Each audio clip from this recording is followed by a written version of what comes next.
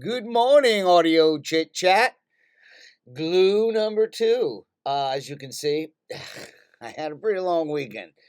I actually read some of the comments, and you guys were talking about limiters and stuff like that. No, it has nothing to do with limiters. It's just a basic saturation.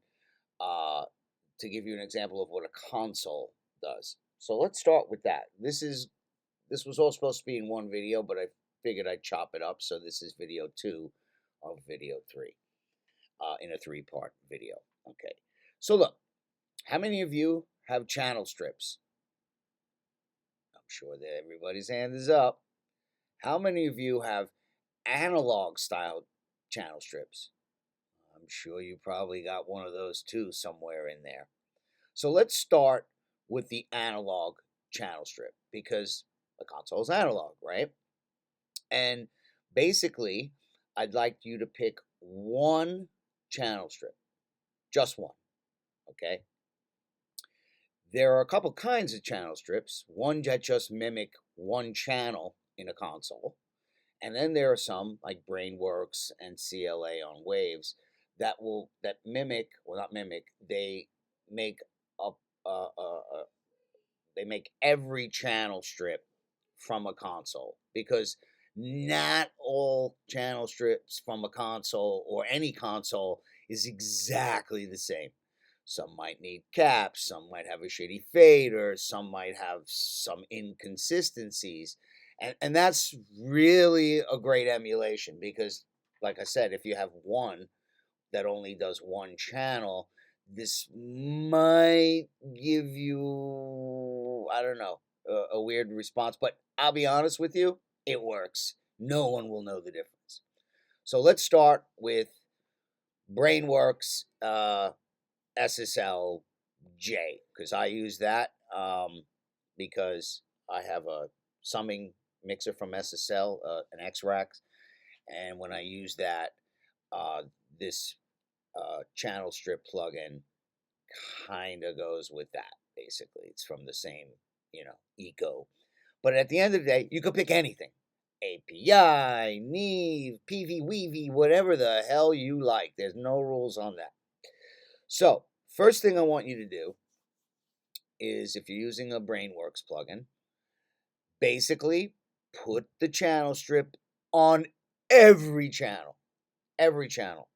Just make sure when you do it, you actually tell the plugin this is channel 1 and 2, 3 and 4, 5 and 6. If it's mono, then it's channel 1, channel 2, and just do this across the whole mix.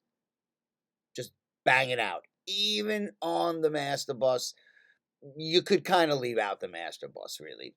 Let's not go that far. So once you put all that stuff in, just press play. And it should mimic what a console would be like. You get the same tone across the whole mix. You get everything to gel a little better because it's the same. You're using the same EQs, you're using the same gates, you're using whatever that channel strip has across your whole mix. You can gain stage with it because it has an input trim. So you can actually use your clip gain before it if it gets a little too hot, and I highly recommend that. Or you can lower the input on the desk.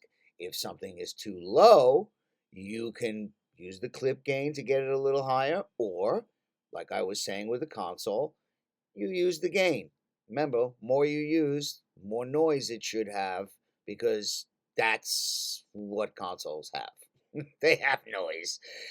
To reduce that, yeah, okay, that's a digital thing, but use the analog set button, not the digital one, because then I'm not sure how that will relate. I used to use the Waves SSL plugin across everything, um, and that used to give me a seriously nice. So once you got all that in there, maybe even before you start raising faders and doing all that stuff, take them all out and listen. Put them back in and listen. And you'll notice there's a little subtle pop when they come out, like there'll be a little, and then when you put it back in, it should just pop it a little bit. That is glue, okay? Right out the gate.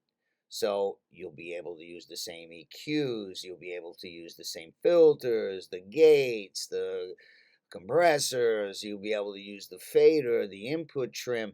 So you'll be able to have a consistent sound across your whole track.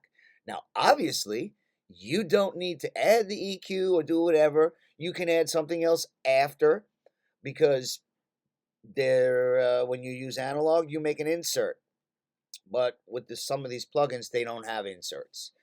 So that's where it gets a little tricky.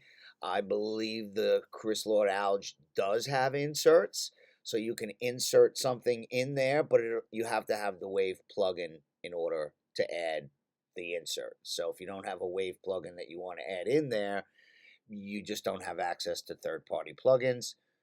Fair enough. Okay, so try that. Get the feeling of what a console does and how it all blends together. You'll find that things will start to gel a lot easier because you have that consistency, that tone, and whatever that plugin brings to the table. Now, if you're doing hardcore and music like this, it will work, but you have to choose your channel strips wisely, because actually when you're driving the hell out of everything, you want to make sure you're doing it after the channel strip, not before. So if you already have your track done, then okay, you're all good to go. You can try it. I think maybe an SSL might not be the first thing you reach for, but this is really for more overall music. Like if you want to do pop, rock, techno, EDM, whatever the hell it is, some of this stuff doesn't necessarily work with every style of music. Now that's up to you, but if you have a drum, bunch of drum things going off, try to put the same channel strip, experiment with that, see where this will work for you, and you will get that console style. It just kind of unifies everything and puts it like the console. That's why they do separate channels, because in the real world, not every channel strip is the same from studio to studio. It's just a lot of little inconsistencies, and I believe if they were going to mimic this, they would have picked a console that is, not fucked up on some channels, enough for you not to want to use it, like if it was staticky or something didn't really work right. But there will be inconsistencies, and this is an analog style way of thinking about it. You put all those in, and you get immediate consistency right out the gate. Now the effect should be subtle when you just have everything at normalized how the plugin is. But then you start gain staging through it.